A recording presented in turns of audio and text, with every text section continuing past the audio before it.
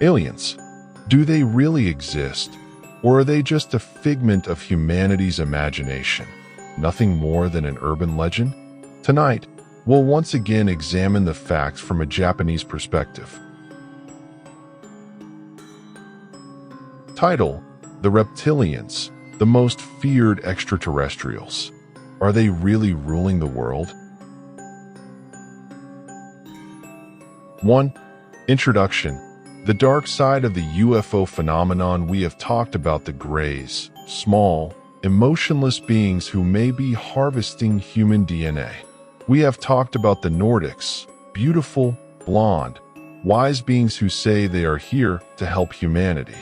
Now, let me introduce you to the third major type, the one that appears in the darkest stories, the most frightening testimonies, and the most controversial conspiracy theories.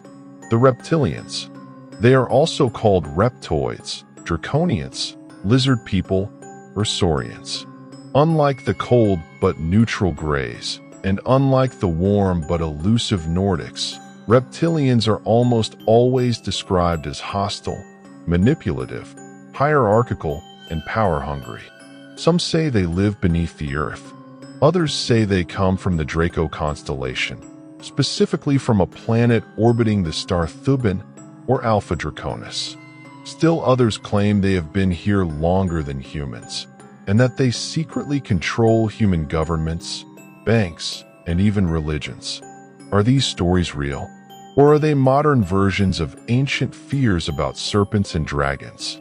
In the next 25 minutes, I will present the full picture, their appearance, abilities, behavior, the most famous witnesses, the main conspiracy theories, and finally, the skeptical explanations. Please keep an open mind, but also a critical one. Let us begin. 2. Physical description. What does a reptilian look like? Let me give you a detailed description based on hundreds of witness accounts. Height. Variable. Some reptilians are human-sized, about 1.8 to 2.1 meters, 6 to 7 feet. Others are much larger, up to 3.6 meters, 12 feet, or more. The tallest are said to be royalty or commanders. Skin, greenish-brown, greenish-gray, or brownish-olive. Sometimes described as scaly, but other times as smooth, like a snake or a lizard. The skin is cool to the touch. No body hair. Head, reptilian, unmistakably. It is larger at the back, sloping forward. Sometimes bony ridges or small horns above the eyes. Eyes, vertical slit pupils, just like a snake or a cat. The iris is yellow, orange, red, or glowing green. Their eyes shine in low light, like an animal's. Witnesses often say, the eyes are the most terrifying part. When they look at you, you feel like prey. Mouth, wide, with thin lips or no visible lips. Inside, sharp teeth, sometimes 2 rows. The tongue is long, thin, and forked like a snake's. Nose, 2 small slits. They do not have a human-shaped nose. Ears, small holes on the sides of the head, or no visible ears at all. Body structure, bipedal, they walk on 2 legs. Long arms, 3 or 4 fingers with long claws. Some reports mention a tail, but most say the tail is vestigial, very short or absent. Gender differences. Males are larger, more muscular, with more prominent head ridges. Females look more human-like, smaller, smoother skin, sometimes with breast-like shapes. Some female reptilians can shape-shift into beautiful human women. Aura and smell. Witnesses describe a strange smell, like a reptile house at a zoo. Also a feeling of dread. Your body knows something is wrong before your mind understands. 3. Abilities and technology. Reptilians are not primitive. According to contactees and abductees, they possess advanced abilities and technology. Shape-shifting, the most famous ability. Reptilians can alter their appearance to look completely human. In human form, they appear as tall, pale, attractive people. often with dark hair and piercing eyes. But witnesses say you can see the glitch if you look carefully: a strange eye movement, a tongue flick, a blink that goes sideways, or a sudden temperature drop. Telepathy and mind control. They can implant thoughts, create false memories, and even control small groups of humans. Many experiencers say, "I knew something was wrong, but I could not move or speak." Hypnosis and time manipulation. Like Greys, reptilians can make people lose time. An hour can pass in what feels like 5 minutes. Invisibility and cloaking. Their ships and even their bodies can become invisible to human sight. Advanced weapons. They have directed energy weapons, ray guns that can stun, kill, or disintegrate. Some abductees have seen reptilians carrying rod-like devices. Underground bases. They are said to live in immense underground cities beneath mountains, deserts, and the ocean floor. Major alleged locations include beneath the Dulce Base in New Mexico, underneath Mount Shasta in California, under the Giza Plateau in Egypt, and deep beneath Antarctica. 4. Behavior and social structure. Reptilians are not individuals like us. They operate in a strict hierarchy. The royal or draconian elite, the tallest, most intelligent, most powerful. They make all major decisions. They rarely interact with humans directly. The soldier or warrior class, shorter, more muscular, more aggressive. They do the abductions, the security, and the dirty work. The worker class, smaller, less intelligent, almost like biological robots. They maintain the technology and do manual labor. The hybrids, part reptilian, part human. These are used as spies and infiltrators because they pass more easily as human. As for behavior, they are described as cold and calculating. No empathy. They see humans as cattle, food, or tools. Hierarchical and obedient. Lower reptilians do not question their superiors. Long-lived, possibly thousands of years. Emotionally different. They experience what they call survival pleasure, the satisfaction of dominating, hunting, or controlling. But no love, no compassion, no loyalty beyond the hive. 5. Famous witnesses and contactees. Many people have claimed contact with reptilians. Let me highlight the most famous. 1. John Lear. The whistleblower pilot John Lear was a pilot and intelligence insider. In the 1980s, he began revealing what he claimed was the true story. Greys are biological robots. Reptilians are their masters. The US government made a deal with reptilians in the 1950s, technology in exchange for allowing abductions and secret bases. Lear said, "Reptilians are running the world. They are not our friends." 2. Phil Schneider. The Dulce Base witness Phil Schneider was a geologist and military engineer who claimed to have worked at the secret Dulce Base in New Mexico, a joint human-reptilian underground facility. In 1979, he said a firefight broke out between human soldiers and reptilians. He claimed 66 people died. He himself was wounded by a reptilian's energy weapon. Schneider toured the country giving lectures, then died under suspicious circumstances in 1996, officially as suicide. 3. David Icke. The most famous reptilian theorist David Icke is a former British soccer player turned conspiracy theorist. Starting in the 1990s, he began teaching that the world is ruled by a secret elite of shape-shifting reptilians, including many British royals, US presidents, and bankers.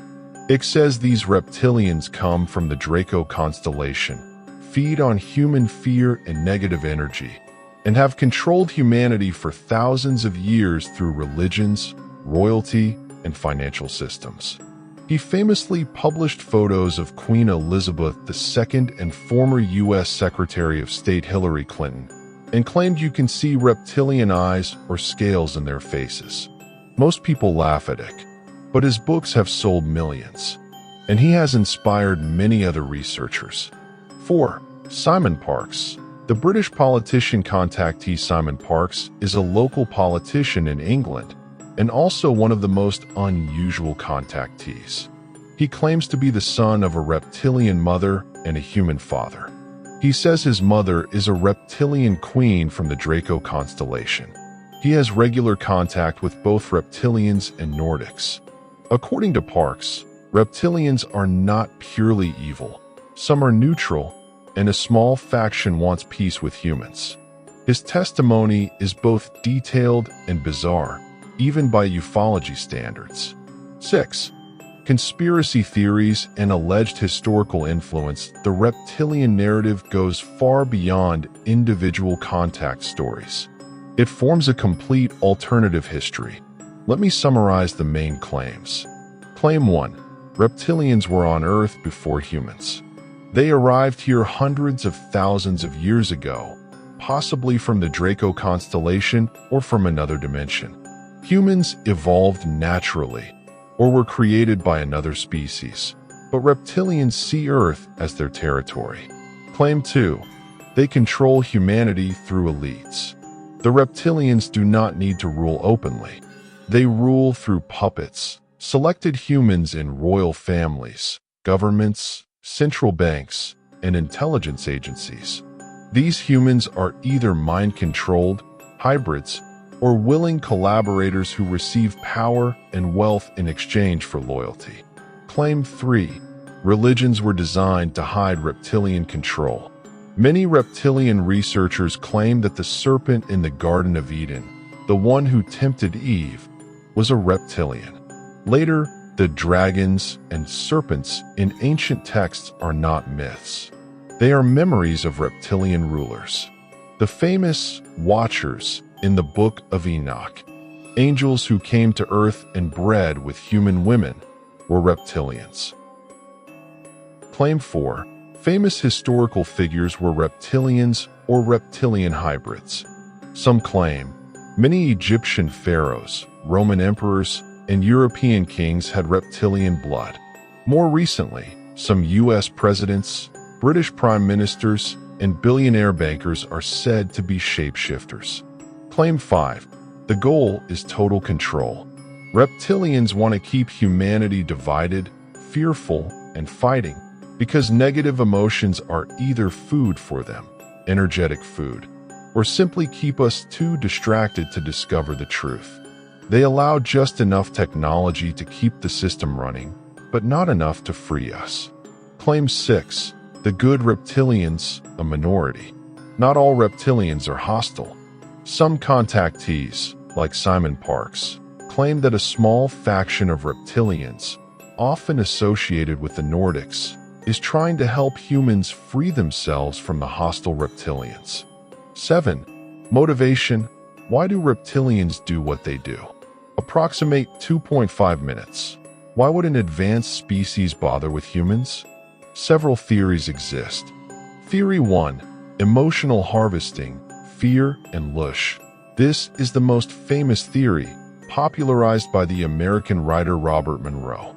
He claimed that reptilians and some other species feed on human negative emotions, especially fear, anger, and suffering. They call this energy lush.